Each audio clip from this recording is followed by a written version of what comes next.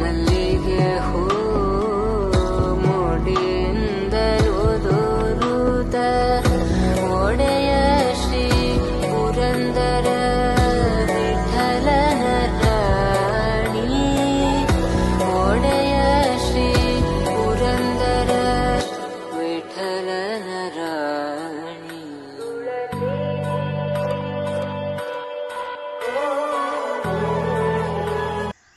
Hi hello friends, ಹೇಗಿದ್ದೀರಾ ಎಲ್ಲರೂ? Welcome back to ನೇತ್ರ village life style YouTube channel. ನಾನು ನಿಮ್ಮ ಪ್ರೀತಿಯ ನೇತ್ರ.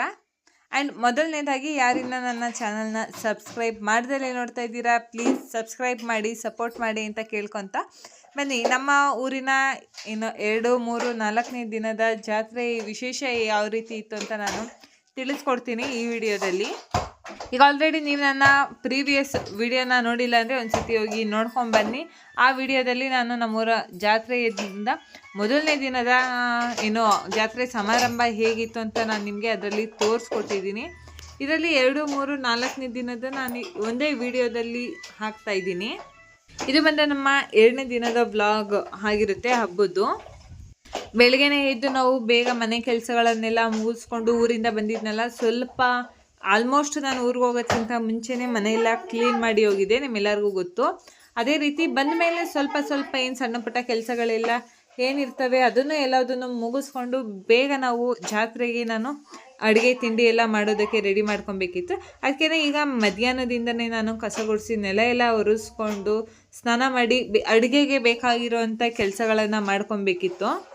ನಾನು ಅಂದ್ಕಡೆ ಕಸ ಎಲ್ಲ ಗುಡಿಸಿ ನೆಲ ಒರೆಸ್ಕೊಂಡು ಬರೋ ಅಷ್ಟರಲ್ಲಿ ನಮ್ಮ ಅತ್ತೆನೂ ಹೋಗಿ ಸ್ನಾನ ಮಾಡಿಕೊಂಡು ಬಂದಿದ್ರು. ಸ್ನಾನ ಮಾಡ್ಕೊಂಡು ಬಂದು ನಾನು ನೆಲ ಎಲ್ಲ ಒರೆಸ್ಕೊಡ್ತಿದ್ದಾಗೇ ಅವರು ಅಡುಗೆ ಮನೆಗೆ ಹೋಗ್ಬಿಟ್ಟು ಅಡುಗೆ ಕೆಲಸನ ಮಾಡೋದಕ್ಕೆ ಸ್ಟಾರ್ಟ್ ಮಾಡ್ಕೊಂಡಿದ್ರು. ಅವರು ಅಡುಗೆ ಕೆಲಸ ಮಾಡ್ಕೊತಾ ಇದ್ರಲ್ಲ, ಅದೇ ಗ್ಯಾಪಲ್ಲಿ ನಾನು ಹೋಗ್ಬಿಟ್ಟು ಬೇಗ ಫಟಾಫಟ್ ಅಂತ ಸ್ನಾನ ಮುಗಿಸ್ಕೊಂಡು ಬಂದೆ. ಸ್ನಾನ ಮುಗಿಸ್ಕೊಂಡ್ಬಂದು ಡ್ರೆಸ್ ಹಾಕ್ಕೊಂಡು ರೆಡಿ ಆಗ್ತಾಯಿದ್ದೆ. ಆವಾಗ ಸ್ವಲ್ಪ ಅಬ್ಸರ್ವ್ ಮಾಡ್ತಾಯಿದ್ದೆ, ಈ ಡ್ರೆಸ್ ಏನೋ ಚೆನ್ನಾಗಿ ಕಾಣ್ತಿದ್ದೆ, ಬಟ್ ಫಿಟ್ಟಿಂಗ್ ಯಾಕೋ ಸ್ವಲ್ಪ ಸರಿ ಹೋಗಲಿಲ್ಲ, ಇನ್ನೂ ಸ್ವಲ್ಪ ಲೂಸ್ ಇದೆ ಅಂತ ಅನ್ನಿಸ್ತಿತ್ತು. ಬಟ್ ಇನ್ನೇನು ಮಾಡೋಕ್ಕಾಗಲ್ಲ, ಚೇಂಜ್ ಮಾಡೋದಕ್ಕಾಗಲ್ಲ. ಅಷ್ಟರಲ್ಲಿ ಅತ್ತೆ ಅಲೆ ಒಬ್ಬಟ್ಟಿಗೆಲ್ಲ ಬೇಯಿಸಿಟ್ಟಿದ್ದು, ನಾನು ಬಂದು ಹೂರ್ಣಾಗೆಲ್ಲ ರೆಡಿ ಮಾಡ್ತಾಯಿದ್ದೆ. ಅದೇ ಗ್ಯಾಪಲ್ಲಿ ಅಮ್ಮನೂ ಬಂದಿದ್ರು ಅಂದ್ಬಿಟ್ಟು ಹೋಗಿ ಆರ್ನಳ್ಳಿಗೆ ಹೋಗಿ ಒಂದು ಸ್ವಲ್ಪ ಸಣ್ಣ ಪುಟ್ಟ ಶಾಪಿಂಗ್ ಇತ್ತು ಅಂತ ಅಮ್ಮನೂ ಕರ್ಕೊಂಡು ಸಣ್ಣ ಪುಟ್ಟ ಶಾಪಿಂಗ್ನೂ ಸಹ ಮುಗಿಸ್ಕೊಂಡು ಊರಿಗೆ ಬರೋದಕ್ಕೆ ಅರೌಂಡ್ 6:30 ಆಗಿತ್ತು. ಅದೇ ಗ್ಯಾಪಲ್ಲಿ ಹೋಗಿ ಬೇಗ ದೇವಸ್ಥಾನಕ್ಕೆ ಪೂಜೆ ಮುಗಿಸ್ಕೊಂಡು ಎಡೆ ಎಲ್ಲ ಕೊಟ್ಟು ಪೂಜೆ ಮುಗಿಸ್ಕೊಂಡು ಮನೆಗೆ ಬಂದವ್ರೆ ರಾತ್ರಿ ಒಂದು 8:30 ಟೈಮಲ್ಲಿ ಅಷ್ಟೊತ್ತಿಗೆ ಅಡುಗೆ ಎಲ್ಲ ರೆಡಿ ಆಗಿತ್ತು. ಎಲ್ಲರೂ ಕುತ್ಕೊಂಡು ಜೊತೆಲೇನೆ ಊಟ ಎಲ್ಲ ಮುಗಿಸ್ಕೊಂಡು ಸ್ವಲ್ಪ ಹೊತ್ತು ರೆಸ್ಟ್ ತಗೊಂಡು ಅದಾದಮೇಲೆ ನಮ್ಮೂರಲ್ಲಿ ನೈಟ್ 9:30 ದೇವ್ರದ್ದು ಉತ್ಸವ ಎಲ್ಲ ಏನಿರುತ್ತೆ ಅದನ್ನು ಮಾಡೋದಕ್ಕೆ ಸ್ಟಾರ್ಟ್ ಮಾಡಿಕೊಂಡ್ರು. ಇವತ್ತಿನ ಕಾರ್ಯಕ್ರಮ ಬಂದು ಬಾವಿ ಇದೆ ನಮ್ಮೂರಲ್ಲಿ, ಆ ಊರಿನಿಂದ ಆ ಬಾವಿಗೆ ಹೋಗ್ಬಿಟ್ಟು ಕಳ್ಸ್ತೀನಿ ಮಾಡಿಕೊಂಡು ಪ್ರತಿಯೊಬ್ಬರು ಕುಂಭ ಹೊರೋದು ಅವರವರ ಅರಕೆ ಇದ್ದಂಥ ಪದ್ಧತಿಗಳಲ್ಲಿ ಕೆಲವೊಬ್ರು ಬಾಯಿಗೆ ಹಾಕಿಸ್ಕೊಂಡು ಬಾಯಿಗೆ ಹಾಕಿಸ್ಕೊಂಡು ಅವರವರ ಅರಕೆ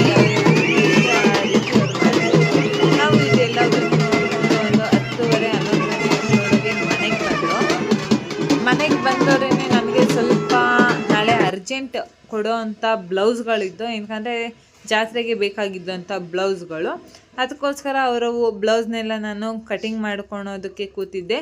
ಕಟಿಂಗ್ ವಿಡಿಯೋ ನೆಕ್ಸ್ಟ್ ಅಪ್ಲೋಡ್ ಮಾಡ್ತೀನಿ. ಸ್ವಲ್ಪ ಕ್ಲಿಪ್ಪಿಂಗ್ಸ್ ಹಿಂದೆ ಮುಂದೆ ಆಗಿದ್ದಾವೆ, ಇದರಲ್ಲಿ ಬೈಕೊಂಬೇಡಿ.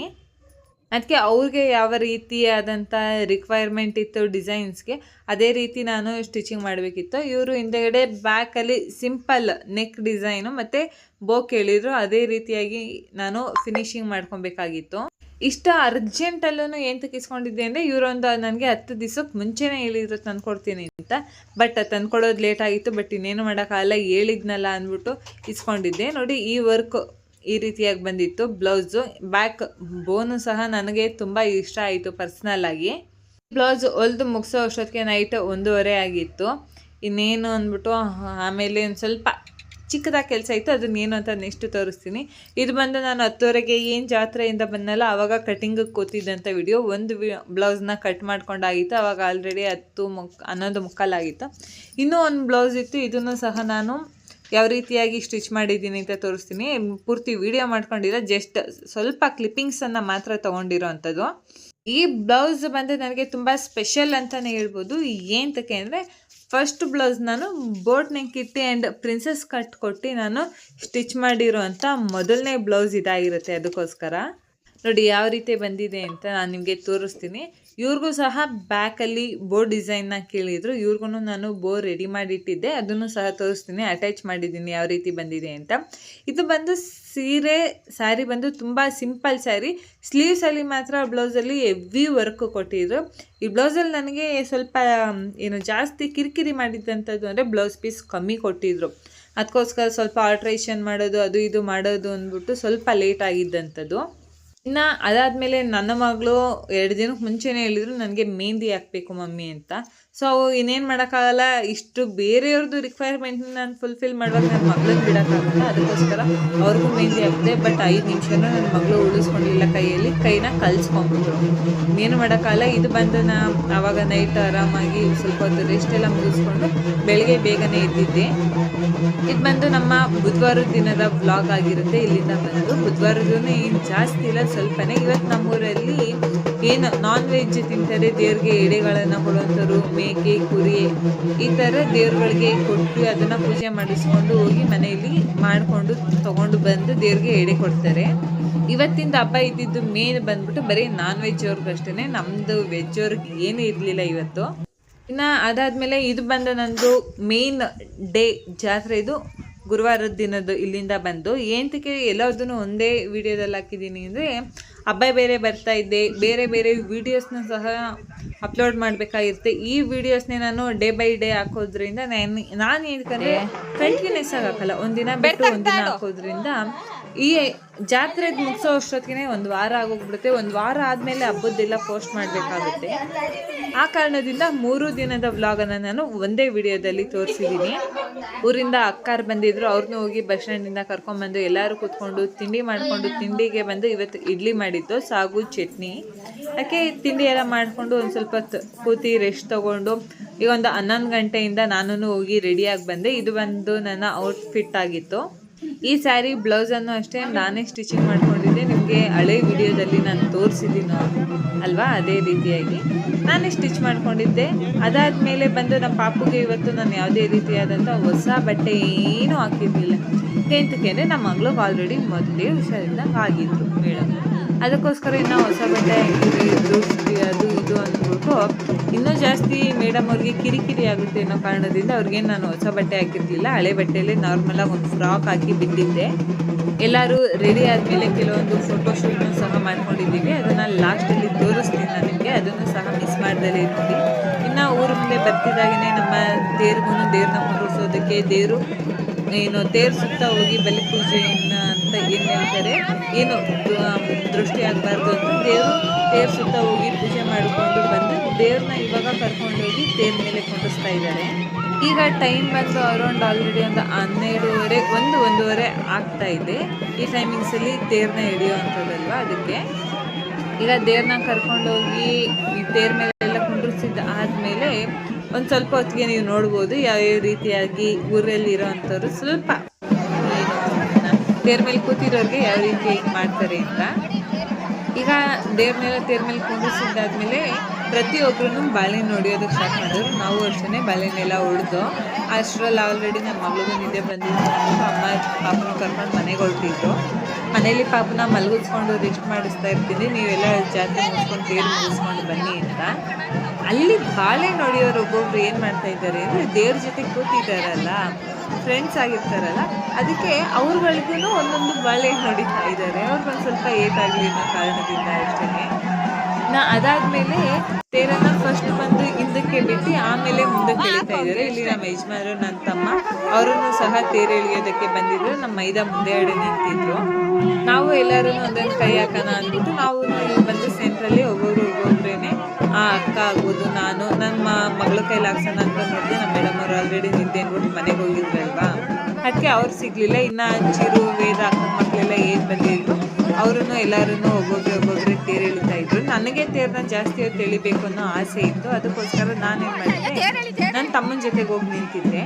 ಅದಕ್ಕೆ ನನ್ನ ತಮ್ಮ ಏನು ಮಾಡಿದೆ, ನಾವೆಲ್ಲರೂ ನಿಂತ್ಕೊಂಡು ಎಳಿತೀವಲ್ಲ ಅದೇ ಸಾಲಲ್ಲಿ ನಿಂತ್ಕೊಂಡು ಎಳಿಬೇಡ, ಕಾಲು ತುಳಿಯೋದು ಕೈ ತುಳಿಯೋದು ಹಿಂಸೆ ಆಗುತ್ತೆ. ಅದಕ್ಕೋಸ್ಕರ ಇದೇನು ತೇರಿದೆ, ತೇರು ಒಳಗಡೆ ಹೋಗಿ ನಿಂತ್ಕೋ, ದಾರ ನಾವೇನು ಹೇಳ್ತೀವಿ ಅದ್ರ ಒಳಗಡೆ ಹೋಗಿ ನಿಂತ್ಕೋ, ಅವಾಗ ನಿನಗೆ ಯಾರು ಕಾಲೆಲ್ಲ ತುಳಿಯೋದಿಲ್ಲ, ನಿನ್ಗೂ ಆರಾಮಾಗಿ ಒಂದು 5 ನಿಮಿಷ ತೇರು ಎಳಿಬೋದು ಅಂತ ಹೇಳ್ತಾರೆ. ಅದಕ್ಕೋಸ್ಕರ ನನಗಂತೂ ಮನಸ್ಸಿಗೆ ತುಂಬ ತೃಪ್ತಿ ಆಯಿತು ಅಂತಲೇ ಹೇಳ್ಬೋದು ಈ ಸತಿ ತೇರು ಎಳೆದಿದ್ದು.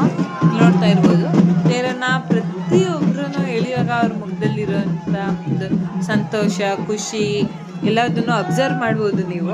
ನಾನು ನನ್ನ ತಮ್ಮ ಅಂತೂ ಯಾವಾಗಲೂ ಅದೇ ಥರ ಎಲ್ಲರೂ ಒಂದು ಬಾಂಡಿಂಗ್ ಅನ್ನೋದಂತೂ ಸದ್ಯಕ್ಕೆ ಚೆನ್ನಾಗಿದೆ.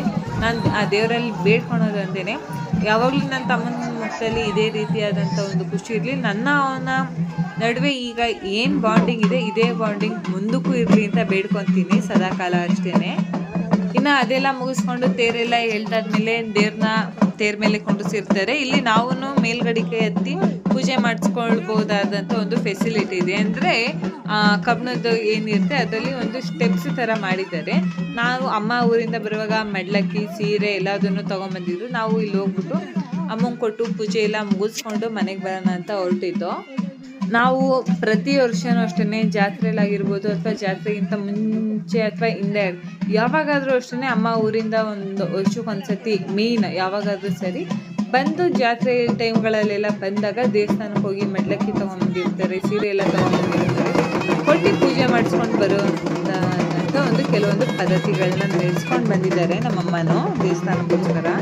ಅದಾದಮೇಲೆ ನಾವು ಮನೆಗೆ ಹೋಗಿ ಊಟವನ್ನು ಎಲ್ಲದನ್ನು ಮುಗಿಸ್ಕೊಂಡು ಒಂದು ಸ್ವಲ್ಪ ಫ್ರೆಶ್ ಮಾಡಿ ಜಾತ್ರೆಯಲ್ಲೆಲ್ಲ ರೌಂಡಿಂಗ್ಸ್ ಹೊಡೆದು ಇಲ್ಲಿ ನಮ್ಮೂರಲ್ಲಿ ಅಪರೂಪಕ್ಕೆ ಅಂದರೆ ಮುಂಚೆ ಎಲ್ಲ ಜಾತ್ರೆ ಆಗ್ತಿರ್ಲಿಲ್ಲ. ಈಗ ಒಂದು 2 ವರ್ಷದಿಂದ ಕಂಟಿನ್ಯೂಸ್ ಆಗಿ ಜಾತ್ರೆ ಆಗ್ತಾ ಇರೋದ್ರಿಂದ ಅಂಗಡಿಗಳು ಕಮ್ಮಿನೇ ಹಾಕೋದು, ಯಾಕಂದರೆ ಜಾಗನೂ ಸ್ವಲ್ಪ ಚಿಕ್ಕದಾಗಿದೆ ಅನ್ನೋ ಕಾರಣಕ್ಕೆ. ಅದಕ್ಕೆ ನಾವೇನು ಇಲ್ಲಿ ಜಾತ್ರೆಯಲ್ಲಿ ಶಾಪಿಂಗ್ ಅನ್ನೋ ರೀತಿಯೆಲ್ಲ ಏನೂ ಮಾಡೋದಿಲ್ಲ. ಆರಾಮಾಗಿ ಹೋಗಿ ಏನೇನು ಅಂಗಡಿ ಇಟ್ಟಿದ್ದಾರೆ ಅಂತ ನೋಡಿಕೊಂಡು ಫ್ರೆಂಡ್ಸ್ಗಳನ್ನೆಲ್ಲ ಸಿಕ್ಕವ್ರನ್ನ ಮಾತಾಡಿಸ್ಕೊಂಡು ವಾಪಸ್ ಬರೋದು ಇಷ್ಟೇ. ಇನ್ನು ಮಧ್ಯಾಹ್ನ 4 ಗಂಟೆ 4:15 ಕಡೆಯಿಂದ ನಮ್ಮೂರಲ್ಲಿ ವಿಶೇಷವಾದಂಥ ಒಂದು ಪದ್ಧತಿ ಅಂದರೆ ಸಿಡಿ ಆಡಿಸೋದು. ನೋಡ್ತಾ ಇದ್ದೀರಲ್ಲ, ದೇವ್ರನ್ನೆಲ್ಲ ಹಿಡ್ಕೊಂಡು ಒಂದು ಹಗ್ಗ ಕೊಟ್ಟಿರ್ತಾರೆ, ಇಲ್ಲಿ ಮೇನ್ ಒಂದು ಕಂಬ ಇದು ಮಾಡಿರ್ತಾರೆ. ಅದಕ್ಕೆ ದೇವ್ರನ್ನ ಸಿಡಿ ಆಡಿಸೋದಾಗಿರುವಂಥ ಒಂದು ಪದ್ಧತಿನ ಅವಾಗಿಂದ ನಡೆಸ್ಕೊಂಡು ಬಂದಿದ್ದಾರೆ. ಇದನ್ನು ನೋಡೋದಕ್ಕೆ ಅಂತಲೇ ತೇರು ಎಳೆಯೋದಕ್ಕೆ ಎಷ್ಟು ಜನ ಇದ್ರು ಅದಕ್ಕಿಂತ 2ರಷ್ಟು ಜನ ಈ ಟೈಮಲ್ಲಿ ಇರ್ತಾರೆ. ನಾವು ಅದಕ್ಕೋಸ್ಕರ ನೋಡ್ಬಿಟ್ಟಾದ್ರೂ ಹೆಣ್ಮಕ್ಳಿಗೆ ಆಡೋ ಭಾಗ್ಯ ಅಂತೂ ಇಲ್ಲ, ನೋಡ್ಬಿಟ್ಟಾದ್ರೂ ಮನಸ್ಸು ತೃಪ್ತಿ ಪಡ್ಕೊಳ್ಳೋಣ, ಅದರಲ್ಲಿ ಸಿಗೋದಾಗಿರುವಂಥ ಕೆಲವೊಂದು ಆಶೀರ್ವಾದ ನಾವು ಪಡ್ಕೊಳ್ಳೋಣ ಅಂತ ಹೋಗಿರ್ತೀವಿ. ಫಸ್ಟ್ ಬಂದ್ಬಿಟ್ಟು ಏನು ದೇವರೆಲ್ಲ ಇದ್ದಾವೆ, ದೇವ್ರಿಗೆಲ್ಲ ಸಿಡಿ ಆಡಿಸಾದ್ಮೇಲೆ ಇನ್ನೊಂದು ಸೈಡು ಜನಗಳಿಗೂ ಆಮೇಲೆ ಇಲ್ಲಿ ಸಿಡಿ ಆಡಿಸೋದಾಗಿರುವಂಥ ಒಂದು ಪದ್ಧತಿ ಇದೆ. ಅದನ್ನು ಯಾವ ರೀತಿಯಾಗಿ ಅಂತ ನೀವು ನೋಡ್ಬೋದು, ನೆಕ್ಸ್ಟ್ ವಿಡಿಯೋದಲ್ಲಿ ತೋರಿಸ್ತೀನಿ. ಇವಾಗ ಈಗ ನೋಡಿ ದೇವರು ಒಂದು ರೌಂಡ್ ಬಂದಾಯ್ತಾ. ಈಗ ನೆಕ್ಸ್ಟ್ ನೋಡ್ಬೋದು ಇಲ್ಲಿ ಕೆಳಗಡೆ ಇಲ್ಲಿ ಈ ರೀತಿಯಾಗಿ ಇಟ್ಕೊಂಡಿರ್ತಾರೆ. ಇನ್ನು ಮೇಲ್ಗಡೆ ನೋಡ್ತಾ ಇರ್ಬೋದು ಅಲ್ಲಿ ಒಬ್ರನ್ನ ಇಲ್ಲ ಇವ್ರನ್ನ ಈ ಥರ ಒಟ್ಟಿಗೆ ನಿಲ್ಲಿಸಿರ್ತಾರೆ. ಇವ್ರನ್ನ ಒಂದು ರೌಂಡ್ ಸುತ್ತಿಸೋದನ್ನೇ ಸಿಡಿ ಆಡಿಸೋದು ಅಂತ ಹೇಳೋದು. ಅದನ್ನು ಬಂದು ಒಂದು ಟೋಕನ್ ಪ್ರೈಸ್ ಆಗಿರುತ್ತೆ.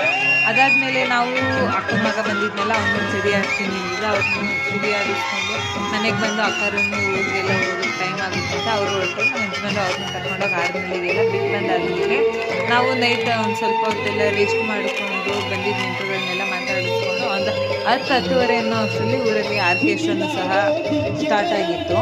ಈ ಆರ್ಕೆಸ್ಟ್ರಾಕ್ಕೆ ಮಡೆನೂರು ಮನು ಇರ್ತಾರಲ್ಲ ಅವರ ತಂಡದಿಂದ ಆರ್ಕೆಸ್ಟ್ರಾನ ಏರ್ಪಡಿಸಿದ್ರು ಈ ಸತಿ. ಅದಕ್ಕೆ ನಾವು ನೋಡೋಣ ಒಂದಷ್ಟು ಹೊತ್ತು ಟೈಮ್ ಪಾಸ್ ಮಾಡಿಕೊಂಡು ಬರೋಣ ನೋಡಿಕೊಂಡು ಅಂತ ಹೋಗಿ ನೋಡಿಕೊಂಡು ಒಂದಷ್ಟು ಹೊತ್ತು ಟೈಮ್ ಪಾಸ್ ಮಾಡಿಕೊಂಡು ನಾವು ಒಂದು 10:30-11 ಗಂಟೆ ಹೋಗಿದ್ದೆ. ಒಂದು 2 ಅವರ್ ಕೂತ್ಕೊಂಡು ನಾನು ನಮ್ಮಮ್ಮ ನಮ್ಮ ಯಜಮಾನ್ರು ಎಲ್ಲರೂ ನೋಡ್ಕೊಂಡು ಬಂತು. ನನ್ನ ತಮ್ಮ ಏನು ಬಂದಿರಲಿಲ್ಲ, ನಮ್ಮ ಯಜಮಾನ್ರೂ ಏನು ಜಾಸ್ತಿ ಹೊತ್ತಿರಲಿಲ್ಲ, ಅವ್ರಿಗೂ ನಿದ್ದೆ ಅವ್ರೇನು ತಡೆಯೋದಿಲ್ಲ, ನಿದ್ದೆ ಎಲ್ಲ ಕಂಟ್ರೋಲ್ ಮಾಡಲ್ಲ ಅವರು ಮನೆಗೆ ಬಂದು ಮಲಗಿದ್ರು. ಅದಾದಮೇಲೆ ನಾವು ಒಂದು ಗಂಟೆ ಅಷ್ಟರಲ್ಲೆಲ್ಲ ಮನೆಗೆ ಬಂದು ಇನ್ನು ಎಷ್ಟೊತ್ತಕ ನಡೀತು ಅಂತಲೂ ಸಹ ಗೊತ್ತಿಲ್ಲ. ಅದಾದಮೇಲೆ ಈಗ ನೋಡಿ ನಾವು ಹಬ್ಬದಲ್ಲಿ ಜಾತ್ರೆಯಲ್ಲಿ ತೊಗೊಂಡಿರುವಂಥ ಕೆಲವೊಂದು ಫೋಟೋಸ್ನ ಇಲ್ಲಿ ನಾನು ನಿಮಗೋಸ್ಕರ ಶೇರ್ ಮಾಡ್ತಾ ಇದ್ದೀನಿ. ಹೇಗೆ ಅನ್ನಿಸ್ತು ಅಂತ ನೋಡಿ ಕಮೆಂಟ್ ಮಾಡಿ.